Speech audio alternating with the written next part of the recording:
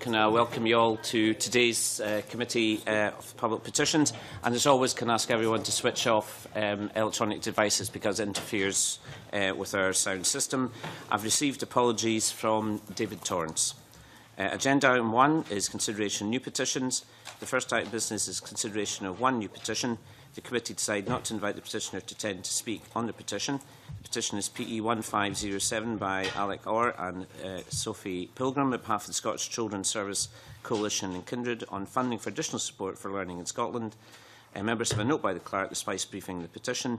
Members will be aware that the petition requests that we urge the Scottish Government to write to all 32 of Scotland's local authorities, reminding them of their obligations under getting it right for every child, which will become statutory under the Children and Young People Bill in 2016. So in one sense it's a very straightforward petition which asks us to write to the Scottish Government to make sure they contact all local authorities. So I think the objective is fairly straightforward for this committee to achieve, but as always I'd ask committee members if there are any comments and whether they agree that we should write to the Scottish Government in the terms that the petition requests.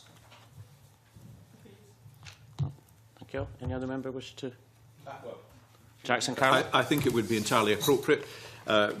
We did consider this in advance in the sense that I think having looked at the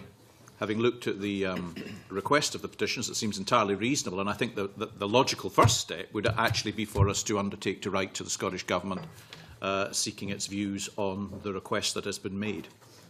Okay, thank you. Is that request by Jackson Carroll agreeable? Jack Brody? One of the concerns I had, I mean, I agree, but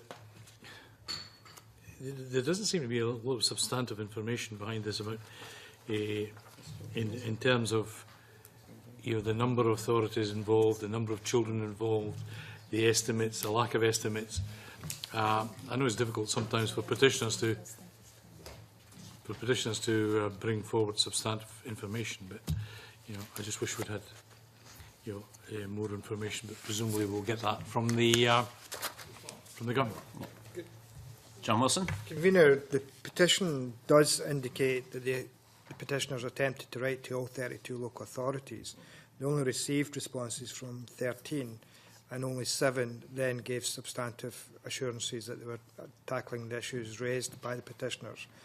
Clearly, we can write to the Scottish Government and ask the Scottish Government their views on it, but I would be keen to write to either COSLA or a range of local authorities to find out their views on this petition ahead of the Scottish Government writing to them, if the Scottish Government agrees to write to them, that is, just to find out what the issues are if local authorities are not delivering on the additional support for learning that's been identified by the petitioners.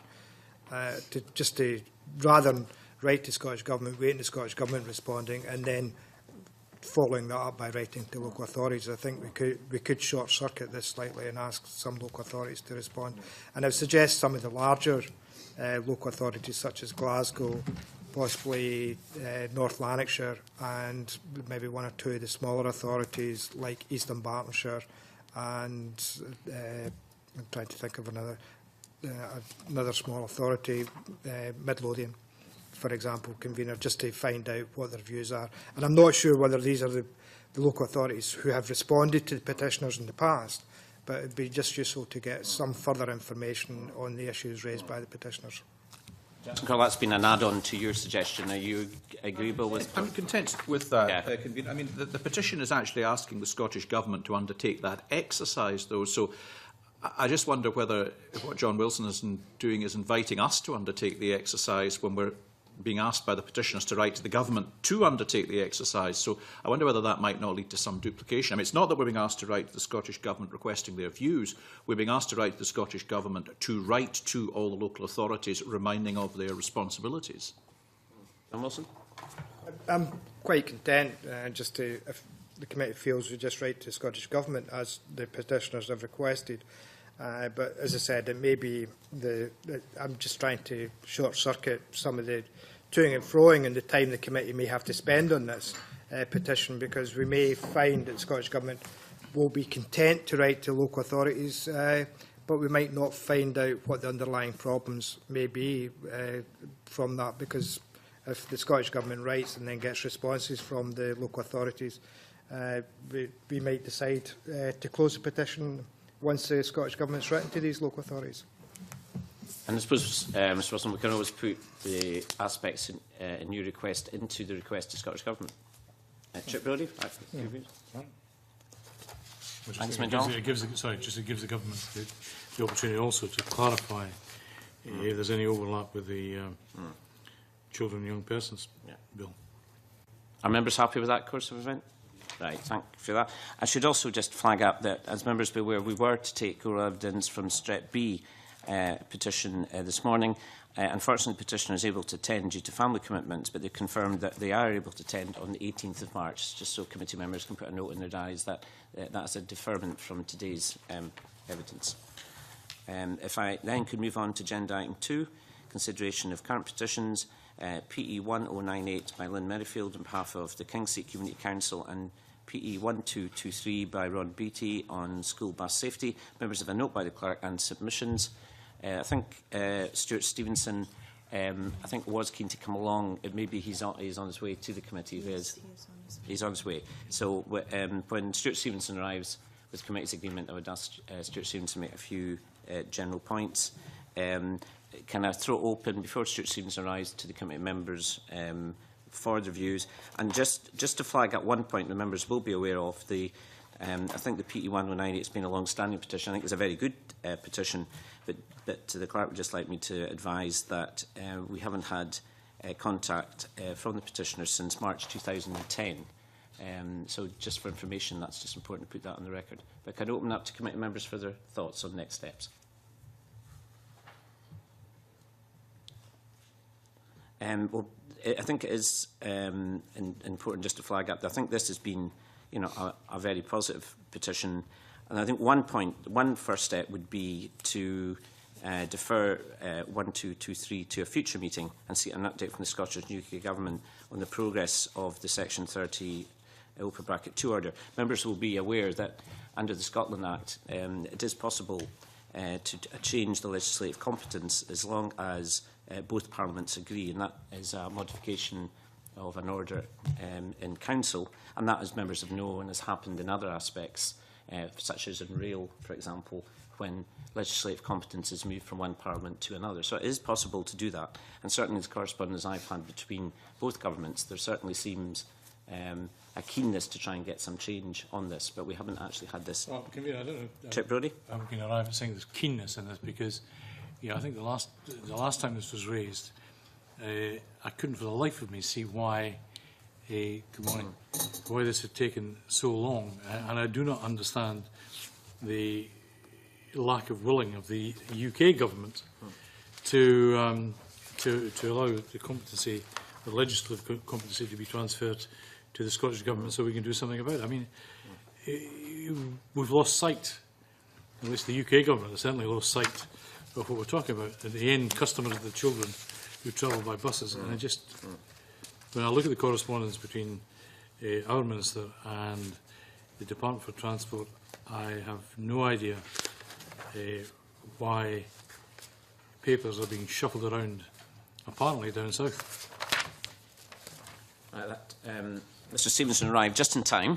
Mr Stevenson, we know you're very interested in this issue and you've a strong constituency issue. Would you like to address the committee briefly on the merits of this petition? Thank you. I'm very much obliged. I had thought you might be a little later, but fortunately the phone call came, so I'm able to be with you.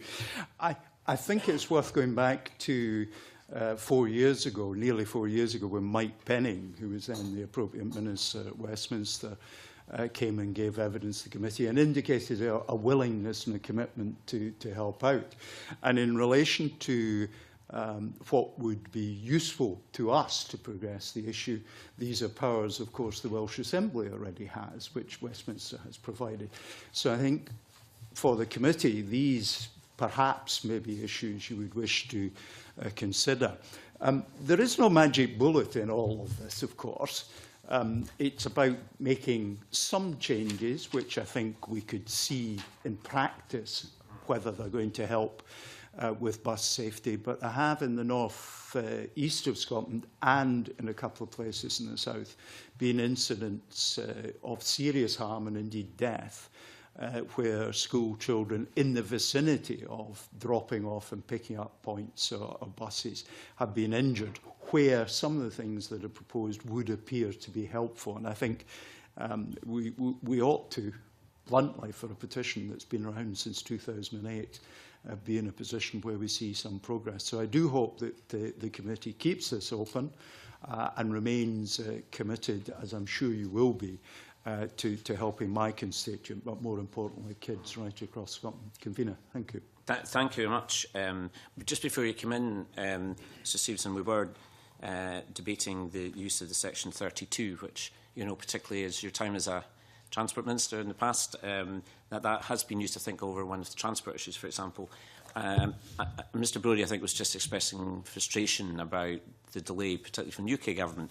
I mean, the letter that I got via Keith Brown from Stephen Hammond, the Under-Secretary at Transport, said that Robert Goodwill MP, Under-Secretary of State, replied on 19th December, this was in December 2013, that the Department for Transport officials are awaiting details of the functions for which transfer has been sought from Transport Scotland before proceeding. So, I mean, I'm not making any political point here for obvious reasons. It just seems they seem to pat the ball back to Transport Scotland to make some decisions. It didn't appear to me that there was any reluctance to transfer these powers. And I mean, I do think there is a great willingness within the Scottish Government set up to get some action if it was transferred. But what's your perspective on this?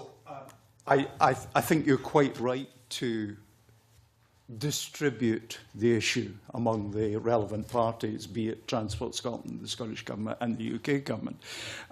It's one of these things that is so relatively modest in scope that I think it administratively often disappears a little bit too far down the pile. And that's probably the case in all those who are party to this. But I think as long as the committee keeps the pressure on, I mean, the list of interactions, I haven't actually counted them, but it's, when I printed it out, it's more than a page at one line per item, the first of which is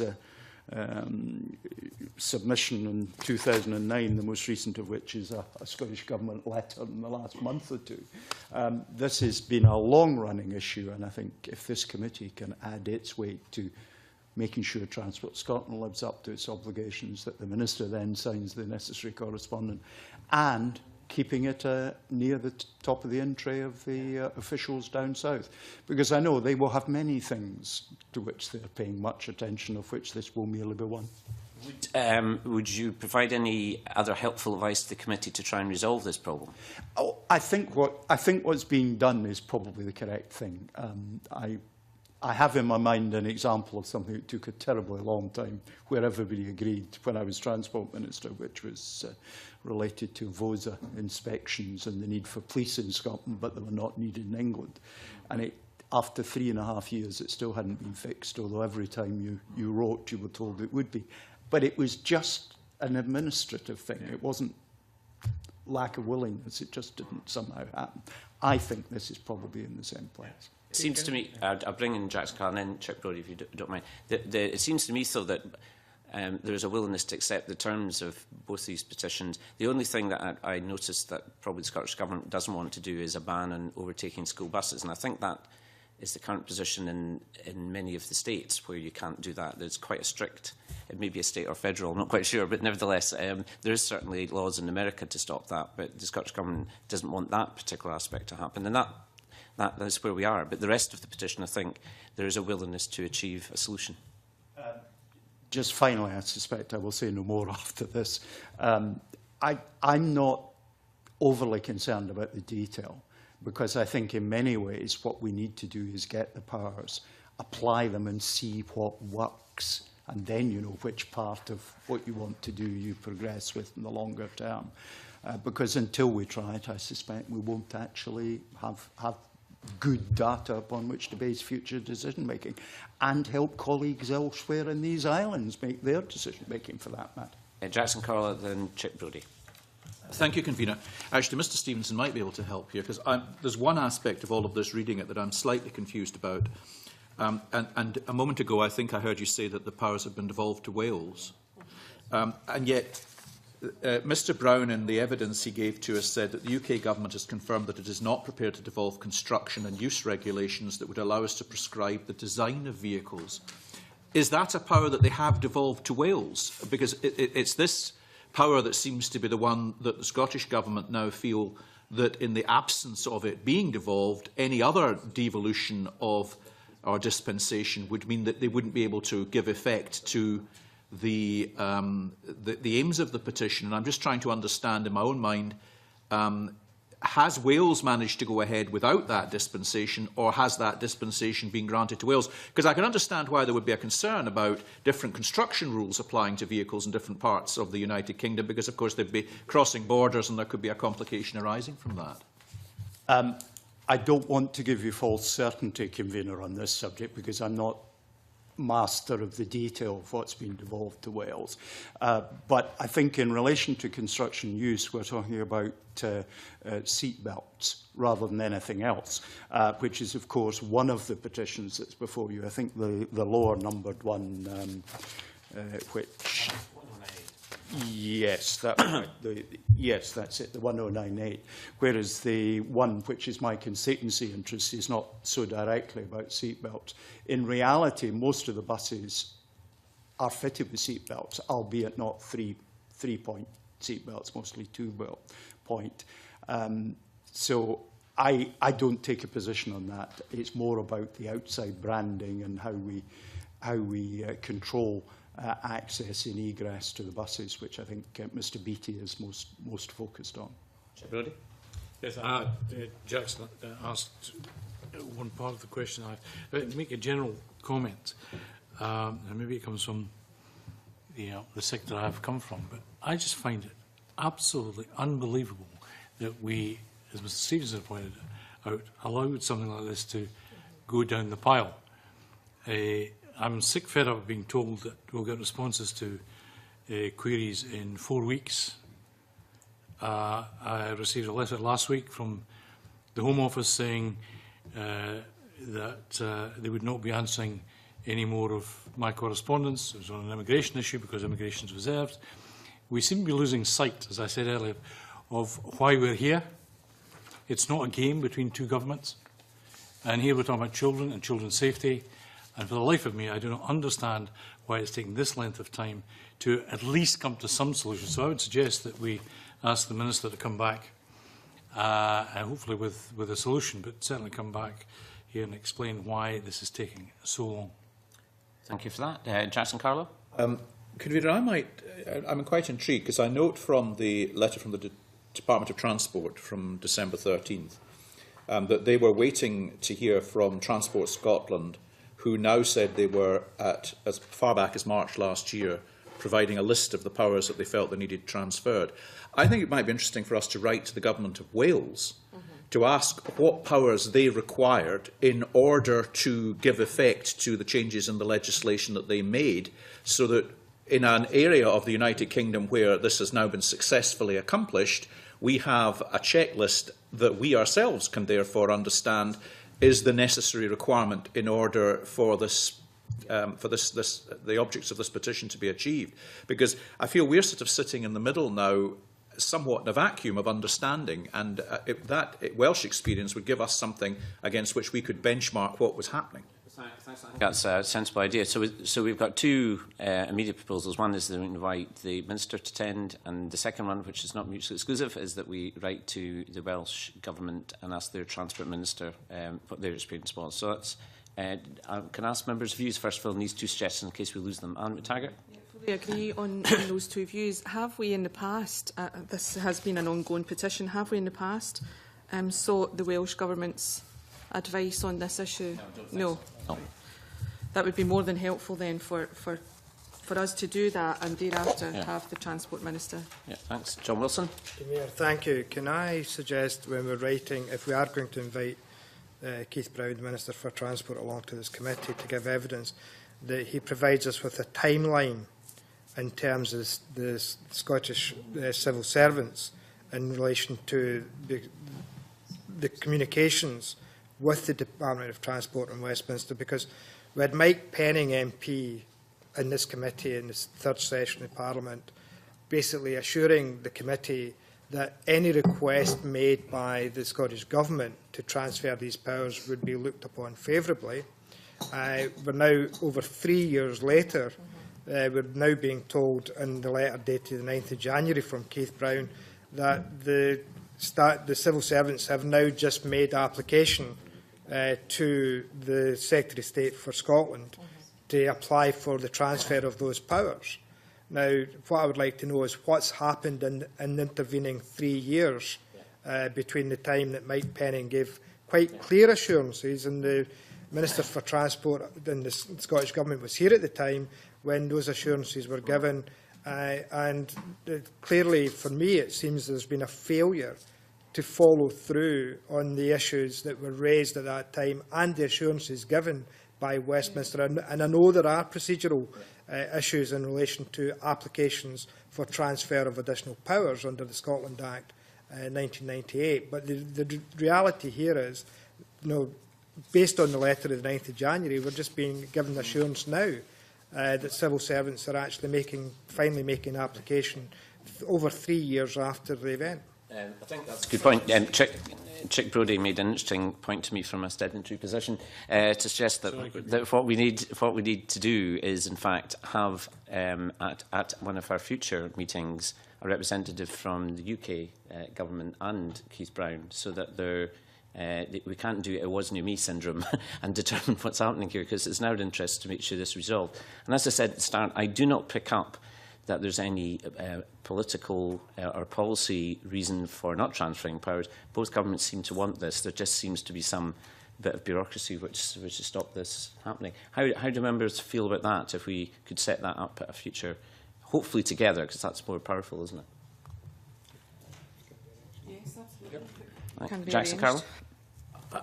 If as such can be arranged, I have no objection to it taking place. And it could well be, obviously, in the meantime, obviously we should still write to the Welsh Government. Well, I think that would help inform us, actually, as to what's needed. The other thing that perhaps we could stress when we're writing to the UK Government, because it's a bit of a cause of mine, is we should actually offer them it as a video conference rather than in person. I just feel we should be using that facility more. There's secondly a climate change issue around that, but it might also facilitate an earlier meeting, which is easier to achieve. Yeah. Would that be agreeable? If we could? Yes. I meant obviously the UK Government, not Keith Brown. Right. Is that sorry, Angus MacDonald? I think you want to come in. Yeah. Well, it was just to concur with the comments so far. I'm quite happy with the recommendations that have been suggested. But it's clear, we can all see that this is a prime example of the wheels of government grinding exceeding slowly. And then when you have two governments involved, it would seem it's not just grinding slowly, it's dead slow and stop. So hopefully Section 32 will proceed as soon as possible, but certainly happy with all the recommendations provided so far. Unless there's any fresh suggestions, can I summarise my understanding of what we're doing? First of all, we're writing to the Welsh Transport Minister to ask their experience of what happened in the similar circumstance. So we've got that intel before the committee. And secondly, we're going to set up a future meeting and attendance with Keith Brown and representative from the UK Transport Ministry, whatever appropriate minister, and civil servants. But we're going to recommend it's done by a video conferencing, obviously at the same time. We're not suggesting, of course, that the Welsh Assembly ministers here at the same time. I think that would overcomplicate it. So that's what I've been picked up from the committee. Is that Angus MacDonald? Yeah, presumably we'll have someone from Transport Scotland along with the minister as well. Yeah, if the UK government will have normally the minister would take along representatives from Transport Scotland, but clearly we could specify that or suggest that in the letter to Keith Brown. John Wilson. Just to reiterate my point, Convener, if we're writing to the Scottish Government to ask them for a timeline in relation to because as I said, this is October 2010, we received an assurance that this could be dealt with by both the Scottish and UK governments, and I'm concerned that the letter of 9th of January, the Minister then assures us that civil servants are now taking forward the action to apply for the transfer of those powers. And it would just be interesting to get a timeline as to why it has to, what discussions have taken place, why it's taking so long to actually get to the stage we have now reached over 3 years later. Yeah, I think that's a good idea. Jackson Carlow? I think we do need to be clear what the objectives of the engagement with ministers were, because I suspect were ministers in both governments to think that we were seeking to establish a negotiation live on air to resolve these matters, then the powers that be around them would recommend that they think twice before participating. So what we're really seeking to do, I think, out of all of this is to clarify what the issues are in order that governments can resolve them, rather than necessarily ourselves trying to broker that resolution, which I think might just be frowned upon. Raise the eyebrows of some civil servants if we were suggesting we were doing that. Perish the thought. John Wilson? Convener, can I draw members' attention to the official report of the 10th of October 2010, and where Mike Penning gave quite a clear assurance that if an application was made by the Scottish Government for the transfer of these powers, they would be considered favourably. So the issue about the negotiations on, and I understand Jackson Carlow's reservations about negotiations, the committee brokering negotiations between the Scottish and UK government. But if we had a transport minister for the UK government in October 2010 giving a clear assurance that there would be any transfer of powers on the issues raised would be looked upon favourably, then clearly there is a role there within for the committee to broker some kind of agreement between the UK and Scottish governments that we can actually move this petition forward. It's just that it's been quite frustrating sitting here for almost 4 years listening to the same debate, and we don't seem to be any further forward, with the exception of we've now got an application being made via the Secretary of State for Scotland to the UK government for the transfer of powers. Stuart Stevenson? I think it's worth reminding ourselves there has, of course, been a change of government down south, but I don't believe that is material in any sense to this. Mike Penning, of course, was someone who felt quite passionately about this. If I recall correctly, he, in a former life, had been a fireman and therefore had, in that capacity, had to deal with some of the consequences of accidents on our road network. So he had a lot of personal oomph behind making something happen. That's not to criticise any of his successors, but sometimes when it's personal, things happen more quickly. But I'm very confident and happy with what I'm hearing, and I'm sure my constituent, Mr. Beattie, will be similarly. Jackson Carlow? Mike Penning was a member of the current government, so yes. Have I got that one wrong? Yes. Well, in that case, mea culpa. So I think there's been continuity in that sense. The difficulty, I suppose, is the definition of these powers. And that's why I think the exercise of writing to the Welsh administration will be very helpful, because it may well be that there was an understanding that powers could be transferred, but there has been a subsequent request, or it has emerged subsequently that powers beyond those that were initially envisaged would have to be transferred. That's why I'd like to understand how it was achieved in Wales, because I think that clarifies things more easily for us. I think we've got a good program of action then to deal with this petition. Did John Wilson, do you have any additional points? Just one correction, Convener. I gave the date of the 10th of October 2010. It should be the 26th of October. Thank you for that. So I think we've got a clear plan of action for Ron Beattie's petition. I look forward to having the subsequent meetings and getting this resolved, and I should have thanked Mr Beattie for being in the gallery with us today. The other petition by Lynn Merrifield, again, is a very good petition. My understanding is that she's actually emigrated. Now, in theory, there's nothing stopping us still continuing this petition to be live. However, the clerks haven't been in touch since 2010, so I think on that basis, it would probably be best, unless members feel strongly, that we close that particular petition on the basis that we've no contact with the petitioner. John Wilson? Convener, I would be minded to... The committee decided some time ago to co-join the two petitions because of the very nature and the crossover of the issues raised. I would be keen to actually keep the petition live, because it is running. We've actually run the two petitions side by side, and any discussions we've had as a committee, we've actually taken them together. So I'd be keen to actually keep the two petitions live, and that we deal with the issues about, the main issue was about seatbelt safety, and I think it's still relevant today as it was at the time the original petition was raised. Yeah.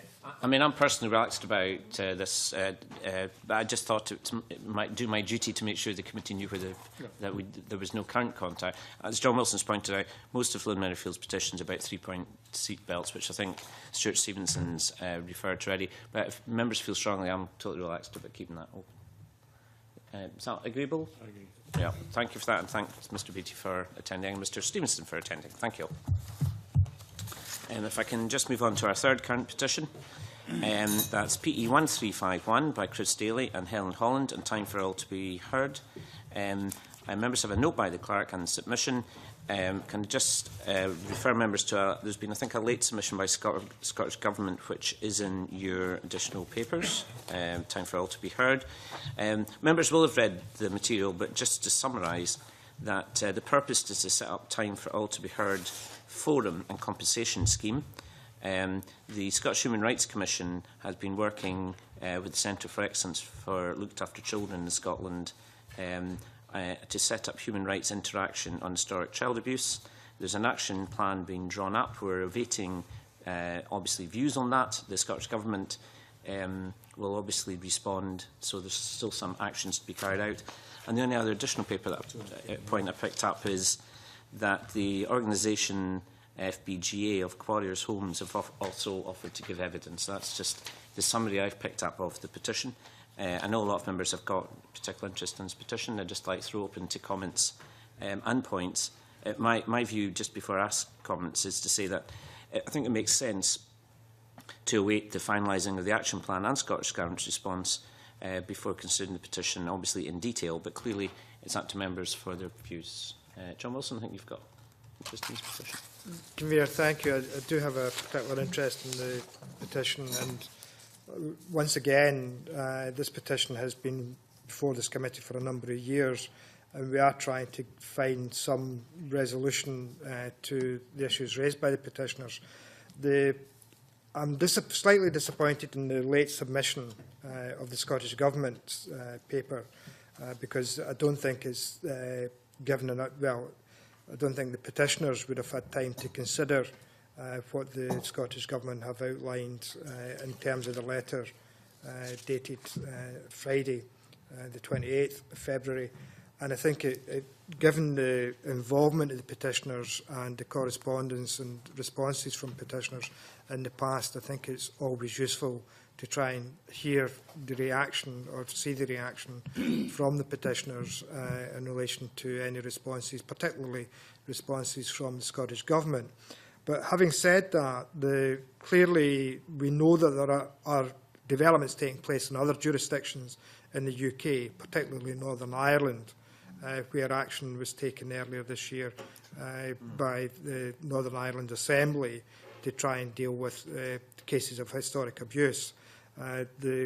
Welcome some of the movement made by the Scottish Government, but clearly the recommendation about awaiting the finalised action plan and the Scottish Government's response to it, I would only make the comment that if we are going to do that, Convener, that we ask the Scottish Government to provide a speedy response to the action plan once it's produced, because I think as time is going on, and we know that in terms of the paperwork we've received and extensive paperwork we've received for this meeting in relation to this issue, then there are clearly historic time bar issues that are now coming into play.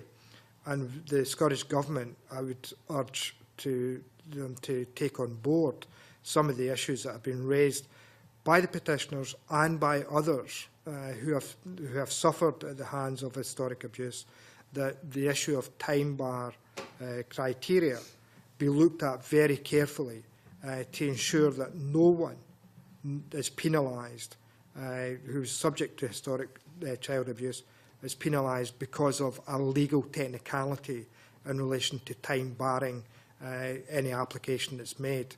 There is clearly a great deal of sensitivity that has to be used around this issue, and I would urge everyone involved, particularly the Scottish Government, to understand that they have a role to play in ensuring that we actually deal with this issue in a way that basically involves those who were abused, but we get to the root cause of the problems and we ensure that this never happens again in Scotland or elsewhere in the UK.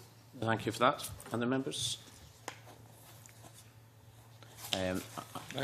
Chip Brodie? I'm beginning almost becoming a committee bore in terms of why these things are taking so long. I just do not understand why, this has gone on for years, that there are implications both in terms of, as Mr Wilson said, time bars, compensation per se. I don't give up, but I'm in despair that we seem to, again, I repeat, forget who's at the end of all this. Okay. Other members wish to contribute? I think I suggested this at the start that a possible next step for this, which is the finalising the action plan. And I think, in fairness, I think what the Human Rights Commission has done has been a good one. I think it's an appropriate organisation involving with, and I think they're certainly on the right lines there. Are members agreeable that we wait the finalising the action plan and the Scottish Government's response and consider the petition again in light of that? But we shouldn't lose sight of John Wilson's point about the time banning is a real issue. And if my memory serves me right, I think Fergus Uden made some reference to that when he was the Minister. I think he made some very helpful submissions around time bar, but we have to be very alive to that whole issue in terms of future compensation. Members agreeable to that way forward? Thank you for that. So the fourth current petition is PE 1458 by Peter Chirby on Register of Interest for members of Scotland's judiciary. Members have a note by the clerk, as paper 4 refers. I'll also point out that we've got the clerk's note of the meeting between the Lord President, myself and Chip Brodie and the various submissions. The couple of points I'd just like to raise before we start the debate about this is that the petitioner suggests that we call on the Scottish Court Service to give evidence on the Scottish Court Service staff register of interests, which obviously currently exists. Secondly, I think there was a very interesting additional paper, refer to your additional papers from Moy Ali, the Judicial Complaints Reviewer, when she summarised the issue, I think, is she felt the real issue here was the failure to recuse, not about a dearth of recusal data. So I think she makes a very powerful point. I think her letter is very direct and very straightforward and doesn't pull any punches at all about where this particular issue is. And I think also the committee may wish to write again to Lord Gill to suggest that he considers a record of declarations of interests similar to that for the several members of the judiciary in the SCS annual report could be set up for other judges and sheriffs. Members will know that there's only a handful involved in the board relative to the much greater number of sheriffs and judges who are not members of that particular board. So in other words, they are not required to have a declaration of interest at present. So that's probably I think some key points for the committee. Can you throw open, Chip Brodie? Yes. Can I? Firstly, I think I missed something in all this earlier on, and in fact, it would have gone on before I joined the committee. I mean, the petition called for a register of pecuniary interests of judges. I don't know where the recusal bit came in, but certainly in terms of the financial interest and the conversations that we had with Lord Gill, and looking again at my notes, the view was that I think the request was made that the financial interests that are available via the SCS to 3 members of the SCS board. In fact, it turns out there are 7 judicial members of the SCS board. I still think it might be worthwhile trying to keep the 2 issues separate in terms of, I know it's difficult, but keeping the financial interests as opposed to declaration of any potential conflict of interest. We might return to that at some stage in the future, but I do think that we might want to expand upon the information that's already available via the SCS in terms of financial interests of the judiciary. I think the key point, if I understand the judicial reviewers' issues, is that it's being able to recuse before a case is the crucial issue. So, for example, if a judge was dealing with a case where he or she had some financial interest in the case, in that stage the judge would recuse him or herself. So there's still is ability to recuse over a financial issue, and that's, I think, the point that Mo Ali is making. Jackson Carroll and then John Wilson. I would only say, Convener, and I find no fault in any of the way we've conducted ourselves throughout this issue at all. I've read the letter from Mo Ali again with a great deal of interest, and I certainly would, if it were possible to divide the time up appropriately, suggest that this might yet be a subject that we should take to the Chamber as part of any Petitions Committee debate, because I think it would be useful to go beyond the bounds of this committee to allow some of these issues to be stated more widely in the Chamber, and for the Cabinet Secretary to have to respond formally to some of the issues that have arisen. Because I do feel that although we've moved matters forward in a limited way by nature of the discussions we've had, that I don't think any of us are wholly satisfied with the outcome, frankly, or totally persuaded by the case that has been made to us. Well, I think that's a very useful point Jackson Carroll makes. Just to inform the committee, at the conveners group, we put a bid in for organ donation, and that date, basically that's been agreed, albeit we're just fine-tuning whether that was going to be April or more likely May.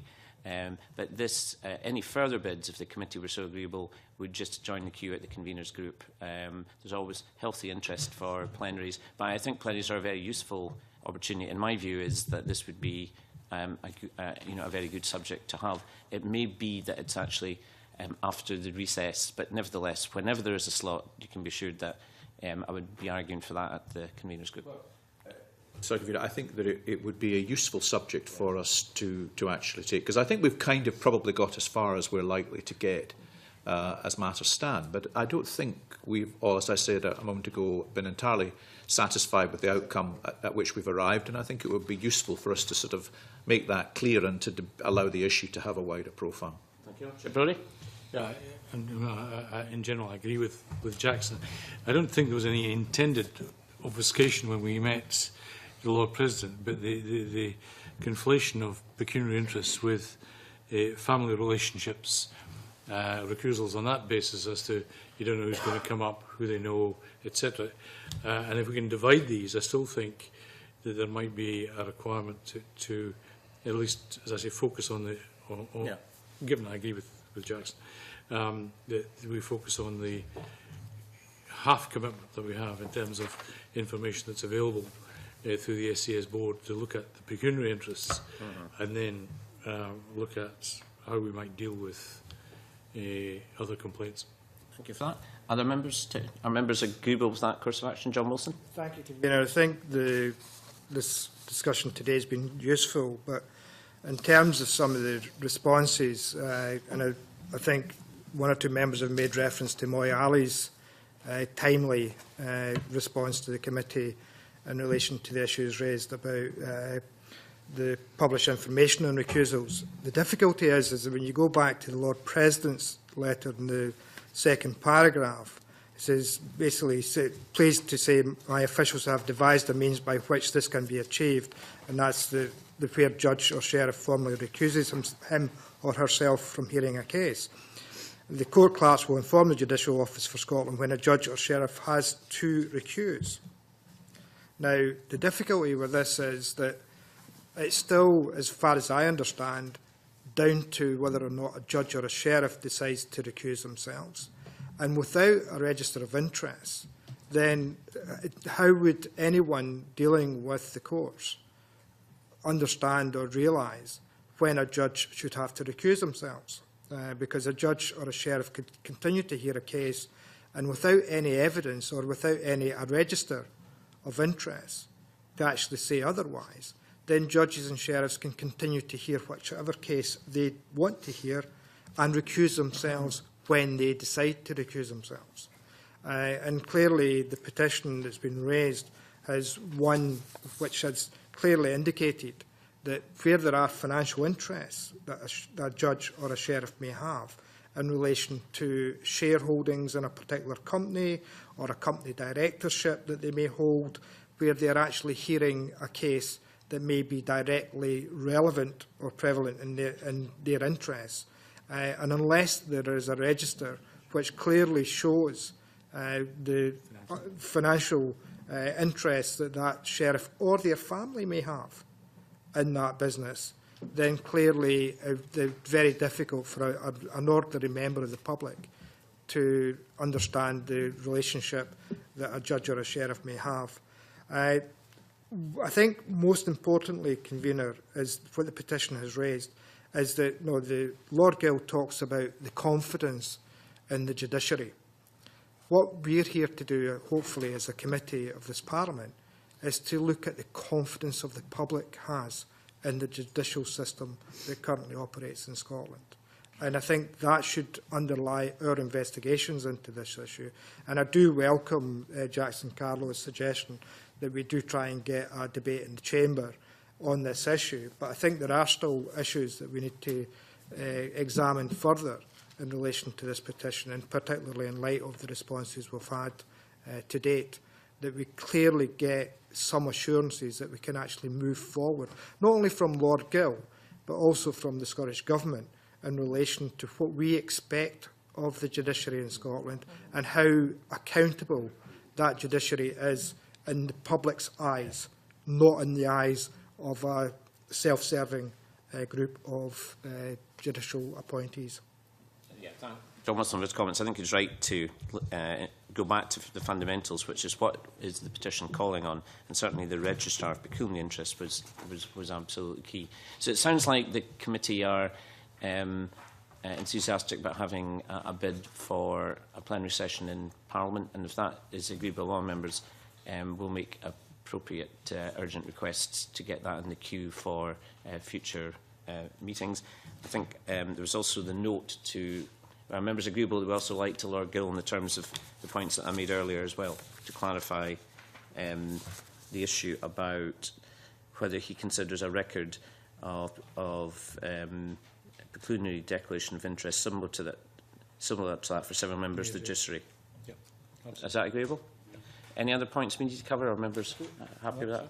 John Wilson? Could I suggest we write to the Scottish Government to ask them their views on the exchanges that have taken place between the committee and those who have provided evidence to the committee, and ask them whether or not the government, based on the information we now have, would consider reviewing their earlier decision not to engage in this process. That point. Are members agreeable? John Wilson's point? Thank you for that. Can we move on to the fifth current petition? Is PE 1477 by Jamie Ray on behalf of the Throat Cancer Foundation on the gender neutral HPV vaccination. Members have a note by the clerk, and the submissions could invite contributions from members, but just point out to members that there is some work being done at the JCVI meeting in February, and looking at this at a future meeting, once we've had the full details of that, might be useful, because they're the key organisation here about that issue. Yep. Members agreeable? Thank you for that. The sixth current petition is PE 1492 by Alan Kennedy on co-location of GP practice and community pharmacies. Members have a note by the clerk and submissions. Members will be aware, I think, when this was originally discussed, that I made it clear that I had been heavily involved, particularly in the Western Isles, and to a certain extent in Caithness, where this situation had come to the head. I think at the last meeting, Mr Kennedy promised to give us some further points. I felt he made a number of powerful points in the submission about encouraging GP practice co-location with willing pharmacies where the community supports it.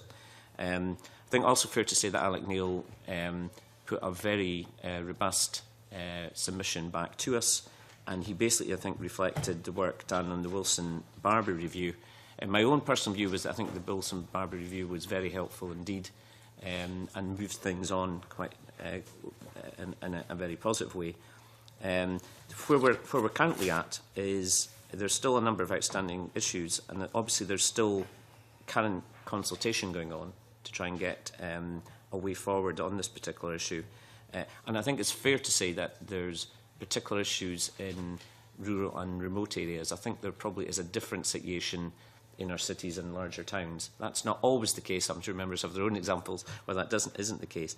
But the sort of examples I had, I think in Benbecula, was where you had a well-functioning, well-respected GP surgery doing a pharmacy service where a pharmacy application came in, and the structure of approving that is bizarre. And I think probably the Minister would agree with me that is a very strange way of operating.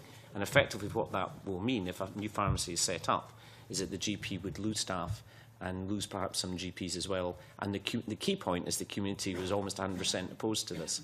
There's some wider issues about whether the GP contract effectively allows profits from pharmacy services to be reinvested within the business, but that's a wider point, which I won't want to take the committee down too many tangents. So it is quite a complicated issue, but I thought it was useful to give a quick summary of my understanding of where we're at. Chip Brody? Yeah.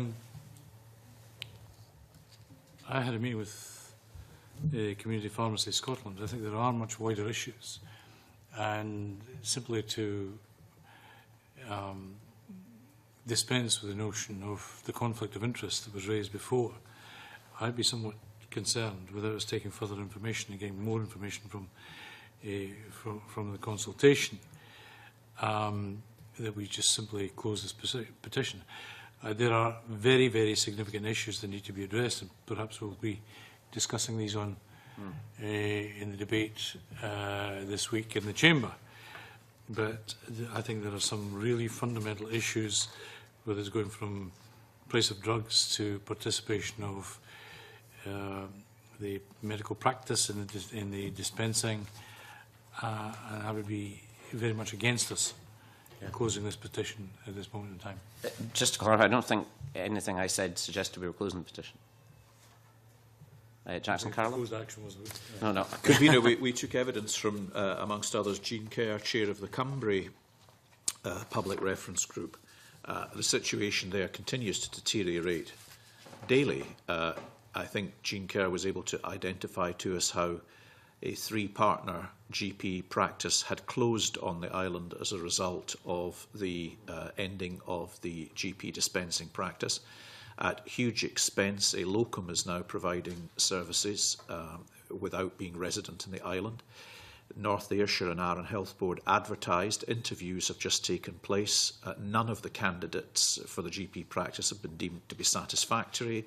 They will re-advertise the opportunity, I understand, later in the year. Meanwhile, the locum facility will carry on without overnight cover. And suggestions are being made of practice in terms of the dispensing of drugs not being properly overseen as a result of the lack of GP discretion on the island. And it does seem to me that the issues in all of this are still live. They're likely to diminish because the number of practices remaining is declining. And, of course, there is an argument for pharmacies to open up quite separately where community circumstances change. I think we've always accepted that. But even though they will diminish, I suspect there will always be examples of communities in Scotland where this is the appropriate way for a service to be provided.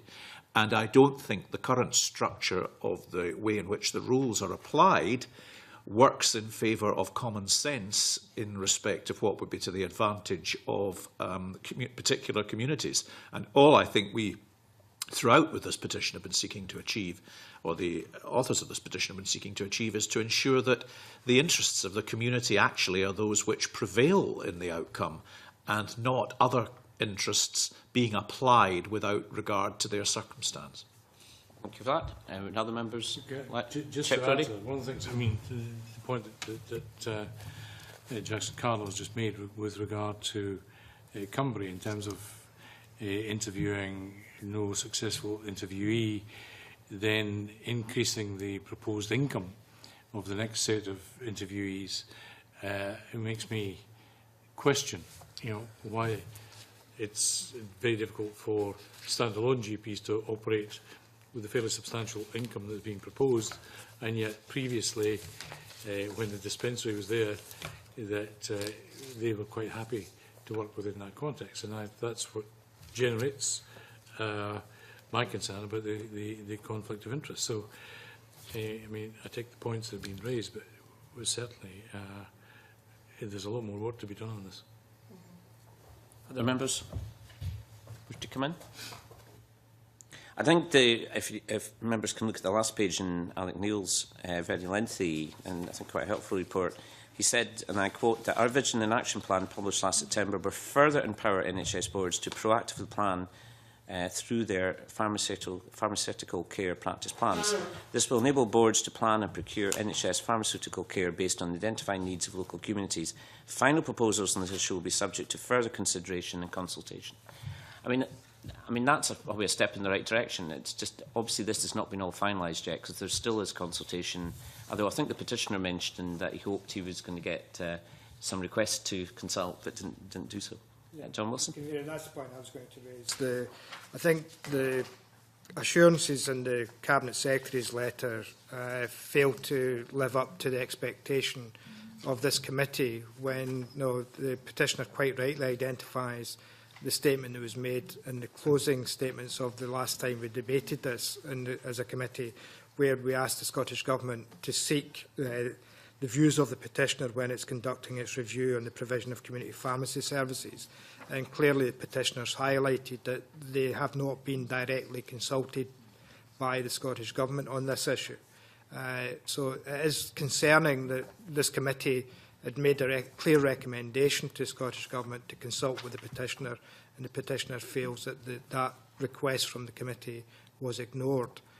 So it is about, and the petitioner also raises in the response a number of concerns about how communities will be genuinely consulted on this issue if he as a petitioner had to be advised by a third party that the consultation was taking place, then how do members of the general public, particularly those who live in communities who are finding that they're facing these very difficulties the petitioner has tried to highlight, and it may be worthwhile writing to the Scottish Government, one, to ask them why they didn't consult the petitioners directly on the consultation, and two, the very question about, I know the Government have indicated they have got in their annex a list of the consultees that they've directly contacted regarding the consultation document, but just to ask them how they intend to ensure the widest possible consultation takes place, particularly with those communities who are directly affected by the current situation in communities throughout Scotland.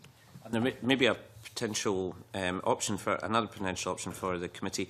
The Health and Sport Committee intends to hear evidence from the Scottish Government's Prescription for Excellence Action Plan for pharmaceutical care in the forthcoming months. So one option may be that we ask that our work be transferred to the Health and Sport Committee if they're carrying out an active inquiry. What's members' views on that? Agree. Jack Brody? Yep, I agree. John Wilson? I'd be keen to, if we could find out when the Health and Sport Committee intend to carry out their inquiry on the delivery of excellence in this area, and if it is, as suggested, maybe 2 or 3 months down the route, then it might be useful if we take on board some of the issues that have been raised today and write to the Scottish Government around those issues and try and get responses prior to referring this petition on to the Health and Sport Committee. Just to clarify, I think it's a one-off evidence session rather than a fully fledged inquiry. So, members' views? Jackson Carlin? Angus MacDonald? I'm happy to go along with John Wilson's suggestion that we seek further clarification before referring it to the Health and Sport Committee. But I think as Angus MacDonald makes a good point, why don't we then write to the convener of the Health and Sport Committee and just clarify exactly what they've got in mind. If it ends up being a fully fledged inquiry, that's perhaps a different aspect for the committee to consider. But that's a good point. We'll do that. Target? With agreeing with that, just can we continue with the petition to find out further information before passing it over? Yeah. John Wilson, can you perhaps summarise your view My on this? My proposal, convener, is that we continue to hold on to this petition. We write to the Scottish Government seeking responses to the questions that have been raised. However, if the Health and Sport Committee are dealing with this petition or dealing with the issue as on a one-off inquiry prior to us having received responses from the Scottish Government, then it may be useful to transfer over the information we have to date to the Health and Sport Committee to ask them to consider within their inquiry the information we have. Thank you for that. Chip Roddy, are you agreed with that course of action? Thank you very much. Then we'll pursue that course of action, and once we've had a full reply from the Scottish Government and the Health and Sport Committee, we can analyse this issue again. Thank you for that. The seventh and final current petition today is PE 1494 by W. Hunter Watson on mental health legislation. Members have a note by the clerk and the submissions. Just a quick point of summary, as the Scottish Human Rights Commission say, compatibility with the 2003 Act, of course, is ultimately a matter for the courts. But I think it is fair to say there have been concerns around inconsistent practices in relation to ECT under the 2003 Act, but the independent review of practice and new proposed mental health legislation by the Scottish Government will, of course, allow participants and other concerned individuals to express their views on any proposed change. Can I just throw on for comments and points? Chip Roddy? Can I on that last point, convener, I think it's important that the petitioner and others do submit their views on the consultation. I think that this particular item has generated emotion, certainly by the petitioners, but now among the petitioners and others who are directly involved. And I think it would be appropriate for us not to, to do anything other than suggest that the consultation proposals embrace the points that the petitioner and others have raised. Thank you for that. Other colleagues? John Wilson? Convener, just to firstly declare an interest in my register of interest, and still the Deputy Convener of the Cross-Party Group on mental health. The issue for me is, and I think Mr Brodie is right, it is a very emotive subject, and clearly there's a wide range of evidence being provided to committee on the issues raised by the petitioner, particularly from the medical profession and others who have a particular point of view that they justify the continued action that they take. But clearly we need to, once again, this is another petition that has to be treated with a great deal of sympathy and concern about the issues raised and the individual circumstances that find themselves receiving the treatment that may seem to be, in some cases, against their human rights. However, it's one of these ones where I think, given the evidence we have to date, it's difficult to see how we can take this much further forward. Thank you for that. Jackson Carlo? You invite me, convener, then I think my own view is that we should move to close the petition under Rule 15.7 on the basis that there's broad agreement for the various organisations that the 2003 Act is compliant with human rights legislation. There is a government consultation, and I think the most appropriate thing now would be for the petitioners and others to submit their views to that in order that it benefits from the widest possible advice. Angus MacDonald? I would agree with Jackson Carroll's point or suggestion. And just before bringing in other members, obviously any and all submissions that we've had for this particular petition, we of course can still pass to Scottish Government. So not one word of any submissions we've had will be wasted in terms of forming future Scottish Government policy and new legislation. I'm at target. What you've just said for to pass on the information that we have collated to date, but also to close the petition under Rule 15.7, but ensure that the petitioners are able to submit their views to Scottish Governments. John Wilson. Supporting Jackson Carlaw's proposal under Rule 15.7 to close the petition, could I strongly, and that's how we actually record this, because clearly from one of the previous petitions we had asked the government to consult with the petitioner on any consultation proposals regarding community pharmacies. But could I strongly urge the Scottish Government that they consult with not only the petitioners, but those other members of the public who have actually made submission to this committee on this issue. Because I do feel that while we have a number of professional bodies, medical bodies, who will no doubt be part of the statutory consultees in the government consultation, I think it's important that those individual members of the public, including Mr Watson, who have taken the time to make the petition submission, as well as other written evidence, be part of that consultation process, and that I would urge, as I said, the Scottish Government to make every effort to make a direct link with those individuals who have made submissions, so we can actually get their views as part of the consultation process, as well as the suggestion that all the paperwork to date that this committee has received on the issue be submitted to the Scottish Government as part of the committee's provision of evidence to the government on any consultation that takes place. Thanks for that. We can certainly do that if the committee is agreeable to close, and we can also write to the Scottish Government in these terms as well. Chip Brodie, are you agreeable to that? Yeah, absolutely. But just one concern in that, while having general agreement with it, is we now have 3 weeks left for this consultation programme before it's complete. So if we are to do this, then I suggest that we have to be fairly quick in having the government make contact.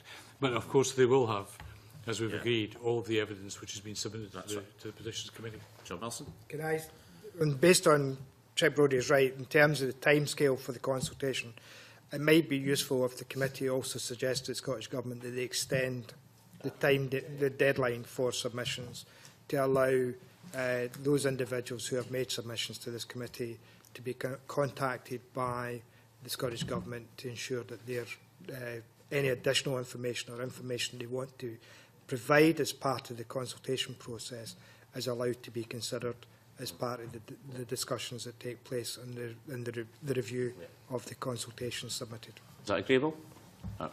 So in summary then, we're closing the petition under Rule 15.7, but emphasising that all documents that we've received as part of this petition will be sent to Scottish Government, and we'll be writing to Scottish Government asking them to contact interested parties and finally asking them to extend the submission date for evidence. And could I thank Mr Watson for all his time and trouble preparing this petition, and thank him very much for the petition. I agree. If I could move then to our final item, agenda item 3, committee working practices. The final item of business today is a consideration of a note by the clerk on committee working practices. It's paper 8. At a previous meeting, the committee asked the clerk to prepare a paper about procedure where a petitioner no longer wishes to proceed with the petition. Could I invite contributions from members on the clerk's paper, which effectively says, as you know, if the petitioner says that they wish to close the petition, that unless there's extraordinary other issues that we should be considered, we'd normally close the petition at that stage.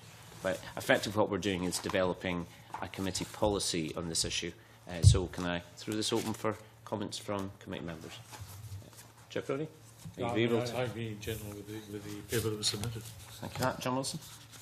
I mean, I have no disagreement because we've just taken a decision earlier today where there was a recommendation to close a petition to keep the petition open. I think it is within the gift of this committee to decide when it would be appropriate to close a petition and when it's appropriate, and despite the fact the petitioner is no longer engaging with the committee, to keep a petition open. So I think the paper sets out fairly straightforwardly what the committee's options are. Amit Taggart. Thank the clerk for the note. Yeah, I certainly agree that if the petitioner no longer wishes for the petition to proceed, then it seems pointless to carry on without the initial petitioner present. Jackson Carlo. I'm reluctantly supportive of that view. Well, thank you for that. As I said, this is just us adopting future policy for the future. But as I said, we always have, the power to, because there's extraordinary circumstances, we'll take a different approach. But this will be our default position. Will be then what's determined in the clerk's report. But as always, if there's extraordinary information, obviously the committee can react to that. So thank you for that. Then can I formally close the meeting and just allow a few seconds for the gallery to clear? I've got one quick point I'd like to raise with the committee.